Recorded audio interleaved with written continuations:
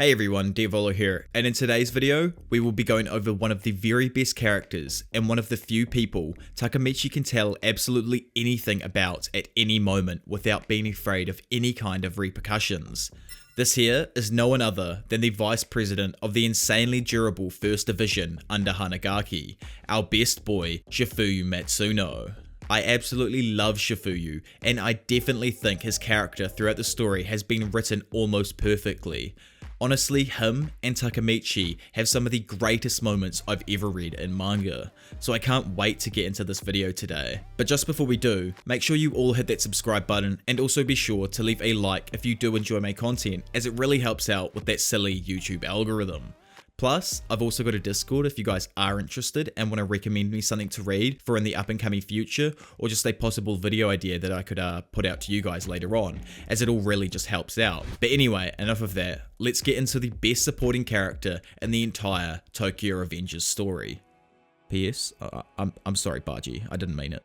So who really even is Chifuyu Matsuno? Well, Chifuyu is a young man of average height with light blue eyes, light skin, and a piercing in his left ear. He's a major supporting character who is the vice captain of Takemichi's First Division. But in all honesty, I think the official character book answers who he is perfectly. One of the last questions asked throughout the official character book was, who would you want as your subordinate? With the answer being Chifuyu, and not just for any odd reason. He is our boy. He will be your best friend and strive to do the best for you, even if you're not wanting him to, as evident with how he was trying to save the GOAT Baji during the Valhalla arc. This man will never falter or leave your side. He is willing to let his emotions take control when a situation calls for it, and will never shy away from helping others out. Even if he gets beaten up by or for his friends, he sticks by their sides. But before all of this, during his first year of middle school, he was slightly different. He was regarded as an infamous punk. Students followed him around, commenting on how badass he was and how he had the strength to rule Japan. Though, this began to change once he met the GOAT Baji, who had actually been held back a year. One day, when Chifuyu was heading home, he got ambushed and stopped by a biker gang because he had beaten up one of their members during school. The biker gang started to fight Chifuyu while he was by himself, which resulted in him getting completely overwhelmed by the sheer numbers of members fighting against him. Luckily, before it was too late, Baji showed up and completely decimated the rest of the members all by himself. He then declared himself as a captain of Toman and stated that Chifuyu is his friend. He then invited Chifuyu to eat Paiyang yakisoba with him, splitting it when there was only one bowl left. As we know from the Valhalla incident, and the last thing that Baji ever said to Chifuyu, which was that he wanted to go and get yakisoba, this must have been an extremely influential moment in Chifuyu's life, as why else would Baji have brought it up on his deathbed? It must have been the moment that Chifuyu looked back on as the time he decided to follow Baji and become his best friend. As I'm guessing that no one else had ever stood up for Chifuyu in the past, which is obviously something that means a lot to him, as it's exactly what Takemichi does as well, and why Chifuyu ends up becoming such a good friend to him, because he stood up for Baji and tried his hardest to save his life. During his time in Toman, he typically acted as an advisor for Takemichi and made plans before the group would decide on what they were going to do. Not that the plans usually ever go to plan, but well, I guess that's just anime in general.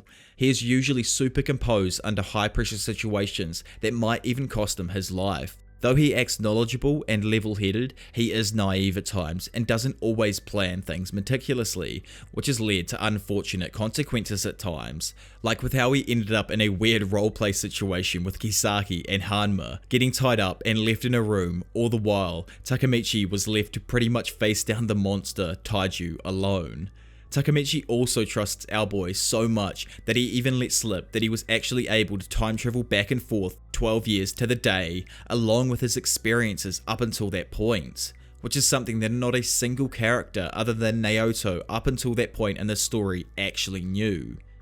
In reaction to Takemichi's confession, he also confessed to him that somehow he always knew Takemichi was a time traveler and commends him for trying to help everyone. Then, in a way that will always bring a tear to my eye and warms my heart, he tells Takemichi that he will always have his back. which is something that he has always lived by since that day.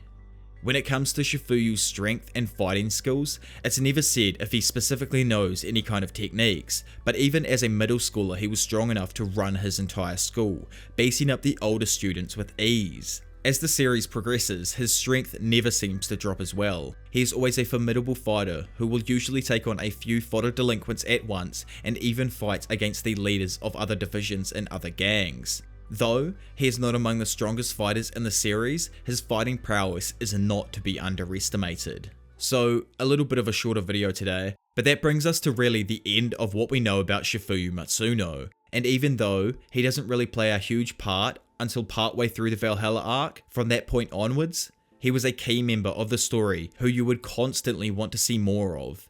If you want me to go over all of the Tokyo Revengers characters one by one, then be sure to let me know down in the comment section below, or go over to my Discord and let me know who you think I should go over in the next video. If you have enjoyed this video though and want to watch other ones just like it, then do be sure to hit that subscribe button and also be sure to leave a like on the video, as it really helps out with the algorithm and pushes my stuff to a bunch of new amazing people.